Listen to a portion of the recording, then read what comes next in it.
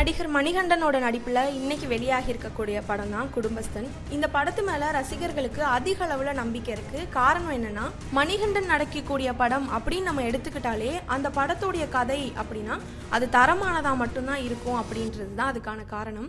அதோட அவர் அட்டகாசமான இயல்பான நடிப்பில் நடிக்கக்கூடியது பலருக்குமே பிடிச்சிருக்கு அப்படின்றதும் ஒரு பக்கம் இருக்கு. இந்த மாதிரியான நிலையில இவர் விஜய் சேதுபதியை வச்சு படம் இயக்க இருக்காரு.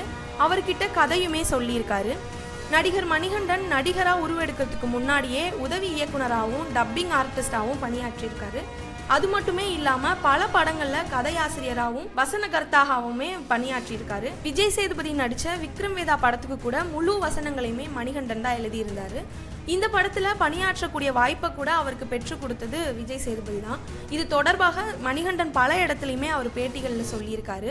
மணிகண்டன் பல படங்கள்ல துணை நடிகராகவும் நடிச்சிருக்காரு. தான் நடிக்கக்கூடிய கதாபாத்திரம் மட்டும்தான் வலுவானதா இருக்கணும் அப்படின்ற மாதிரி எந்த ஒரு நினைப்புமே இல்லாம, கதை சரியான கதையா, இந்த கதைக்கு நம்ம நடிச்சோம் அப்படின்னா இந்த திரைப்படம் உருவாகிறது நல்ல விதமா இருக்குமா, இந்த கதை மக்கள் மத்தியில் நல்ல வரவேற்பை பெறுமா அப்படின்றது எல்லாத்தையுமே யோசிச்சு தான் படத்தில் நடிக்கவே அவர் ஒத்துக்குவாராம்.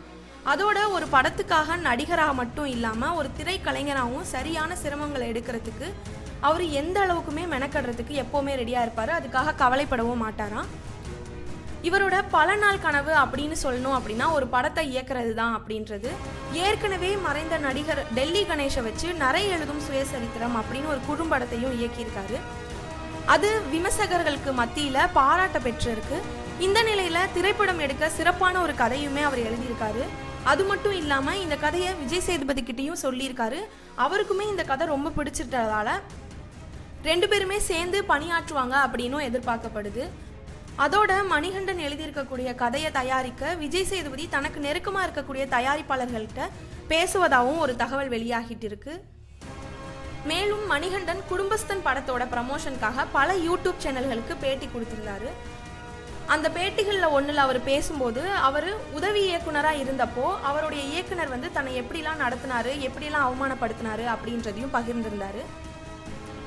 குறிப்பாக ஒரு நாள் அவரோட இயக்குனரோட செல்ஃபோன் காணாமல் போனதால் எல்லாரும் தேடி இருக்காங்க. எங்கே தேடியும் கிடைக்காததால் அவருக்கு ஃபோன் இவர் செஞ்சுருக்காரு. அந்த சமயத்தில் சோபாக்கு கீழே அந்த ஃபோன் இருந்திருக்கு. ஃபோன் பண்ணி பார்க்கும்போது அவர் அந்த ஃபோனை எடுக்க போகிறப்ப அவரோட இயக்குனர் எடுக்க வேணாம் அப்படின்னு சொல்லியிருக்காரு. அந்த சமயத்தில் தான் மணிகண்டன் பார்த்துருக்காரு. அவரோட ஃபோன் நம்பரவே அவர் அடிமை 1 அப்படின்னு சொல்லி பதிவு பண்ணியிருக்காரு அப்படின்றது.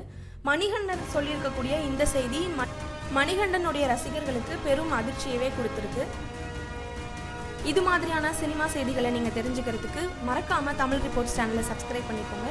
இந்த வீடியோவுக்கு ஒரு லைக் பண்ணிவிட்டு விஜய் சேதுபதியும் மணிகண்டனும் சேர்ந்து பணியாற்றினா எப்படி இருக்கும் அப்படின்றத பற்றின உங்களுடைய கமெண்ட்டை மறக்காமல் கமெண்ட் செக்ஷனில் பதிவு பண்ணிடுங்க.